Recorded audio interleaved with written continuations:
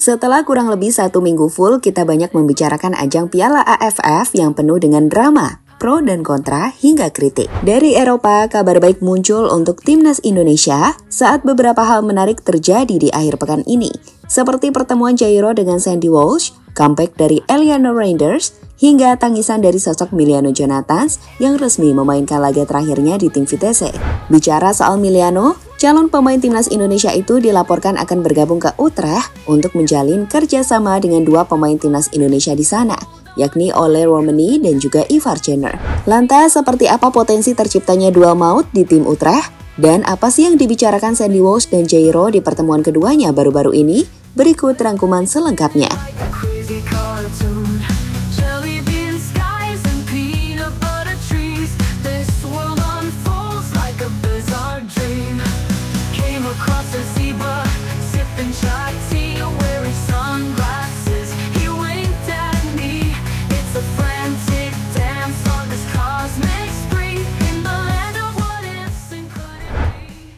Yap, inilah kerennya memiliki pemain-pemain timnas yang berkompetisi di liga-liga Eropa. Seperti kita tahu, saat bicara skuad utama timnas Indonesia, yang Mimin maksud skuad senior di World Cup Qualification Round 3 ya.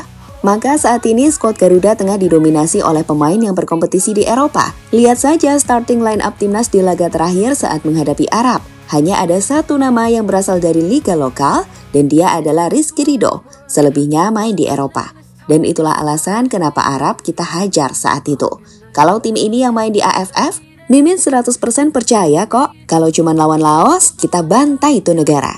Tapi tentu kita nggak berpikir kan, pemain seperti Jay Izzaz, Tom Hai, Verdong, atau Pas main di AFF.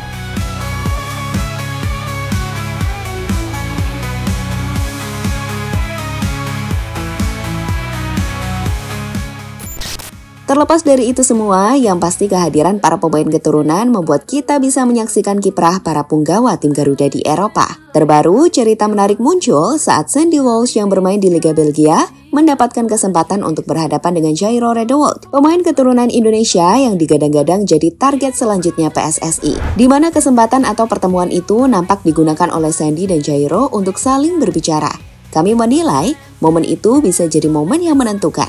Bagaimana Bang Sandi meyakinkan Jairo untuk segera terbang dan bergabung ke timnas Indonesia. Apalagi Indonesia dapat dikatakan sangat butuh gelandang, terkhusus jika mengingat di lini tengah, timnas hanya memiliki sosok Tom Hai sebagai gelandang yang dinilai punya kualitas tinggi. Terlepas dari timnas, sebenarnya juga punya sosok Nathan, namun dia bukan gelandang murni. Oh iya, bicara soal gelandang, timnas Indonesia saat ini dilaporkan tengah memproses perpindahan kewarganegaraan pemain keturunan yang tengah main di Madura United. Dia adalah Jordi Weerman. Meski main di Liga 1, mantan pemain ADO Den Haag ini nggak bisa diremehkan. Ia sangat menonjol, yang seolah menggambarkan betapa tinggi kualitas yang dia miliki.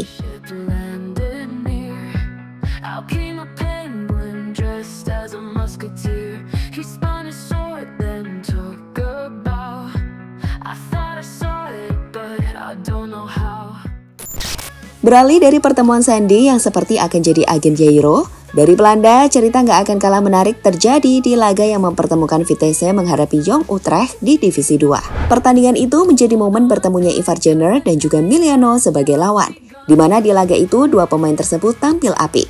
Pemain berdarah Depok yang jadi calon penyerang timnas Indonesia selanjutnya tersebut berhasil jadi pemain dengan rating tertinggi dengan nilai 8,5. Miliano sukses menciptakan 1 gol untuk membawa Vitesse menang 2-1. Itu adalah gol ke-10 Miliano di musim ini. Sementara Ivar Jenner yang bermain penuh 90 menit berhasil jadi pemain dengan rating tertinggi di klubnya setelah bermain cukup impresif di lini tengah. Terlepas dari pertemuan 2 pemain berdarah Indonesia itu, laga ini jadi semakin emosional untuk Miliano. Pasalnya, ini adalah laga terakhirnya untuk tim Vitesse. Usai laga, ia pun memberikan salam perpisahan, di mana ia nampak terharu dan tak kuasa menahan tangisnya.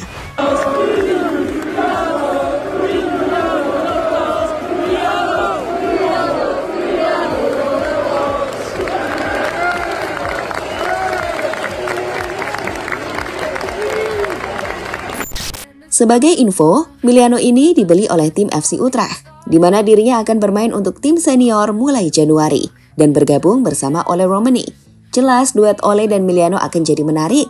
Dan itu akan jadi gambaran seperti apa lini serang tim Garuda saat dua pemain ini main untuk timnas Indonesia. Duet keduanya bisa ditambah Ivar Jenner andai Ivar mampu menembus skuad utama musim depan, mengingat usianya akan menginjak 21 tahun. Ini adalah pesan Emiliano untuk para penggemarnya. Ik ben een heel emotioneel persoon, maar ja, alleen maar mooi. En ja, ik ben de club en de fans super dankbaar voor de afgelopen jaren. En ja, ik wens het beste toe. Was het nou 3 jaar dat je gaat tekenen bij Utrecht? Ja, 3 jaar. Masih dari Liga Belanda, kali ini dari Eredivisie. Emiliano yang baru saja mendapatkan perpanjangan kontrak dengan klubnya PEC Zwolle, akhirnya kembali bermain dalam durasi waktu yang cukup panjang malam tadi. Di menit 32, ia masuk menggantikan rekan satu timnya yang cedera saat skor sudah 0-1. Di lapangan, Emiliano pun tampil cukup baik. Visi bermainnya bagus, di mana ia bermain simpel tanpa membuat kesalahan. Umpan akurasinya bahkan mencapai 96%. Tapi sayang, timnya tetap kalah 0-1 usai gagal mencetak gol meskipun mendominasi permainan.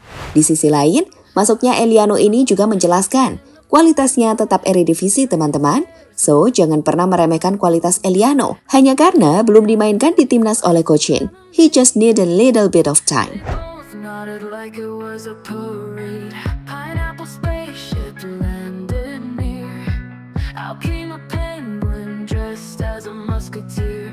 He spun his sword then took a bow. I thought I saw it, but I don't know how.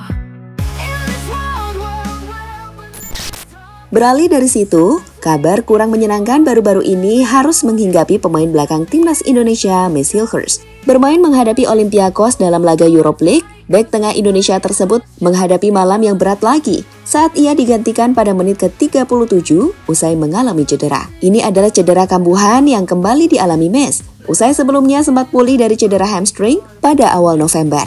Cederanya Max tentu mengkhawatirkan bagi klub. Ia jelas sangat dibutuhkan, termasuk bagi timnas Indonesia di bulan Maret nanti. Kemampuannya tak perlu dipertanyakan, tapi sekali lagi kita berharap Max bisa mendapatkan kondisi yang stabil lebih dahulu.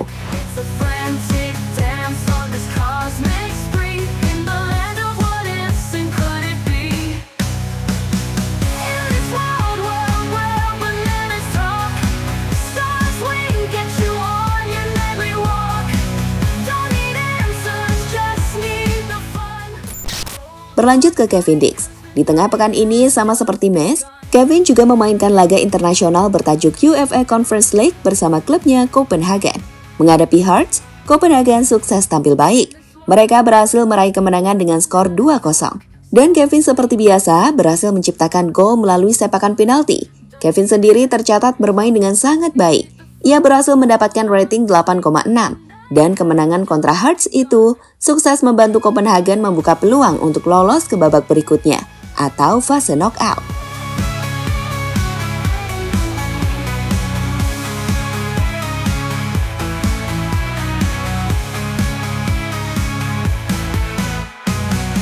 Mermaid singing by the light of the moon. Melody spinning like a crazy cartoon. Melihat para pemain timnas tampil luar biasa di kompetisi Eropa, argumen menarik yang menghubungkan pemain kelas Eropa dengan turnamen AFF pun muncul teman-teman, seperti yang dilontarkan akun goal.media.co. Dalam postingannya, ia menuliskan, apakah bisa lolos mencetak gol jika mereka yang bermain? Postingan berandai-andai itu pun selanjutnya mendapatkan reaksi beragam dan menarik, seperti berikut ini. Sorry, ini barang mahal. Jangan sampai dimainkan di kompetisi kayak gini. Takut lecet soalnya. Sekelas Guardiola aja dikasih pemain Real Indonesia pusing loh Toel. Kalau mereka main di AFF, gue jamin Laos nggak bakalan bisa cetak gol. Emang mereka bisa lewatin Justin, Jai, Max, Kevin, Calvin? Terlalu jauh Min, mereka terlalu pro. Guys, 3 gol semua itu rata-rata karena pemain salah umpan. Badi kalah kehilangan bola, salah marking. Yap, jadi begitu teman-teman, cerita soal pemain keturunan yang berkompetisi di Eropa. Semoga aja ya, Jairo, Ole, dan Emiliano bisa segera gabung ke timnas Indonesia dan membuat skuad timnas makin kuat dan bisa menembus ajang Piala Dunia untuk kali pertama dalam sejarah.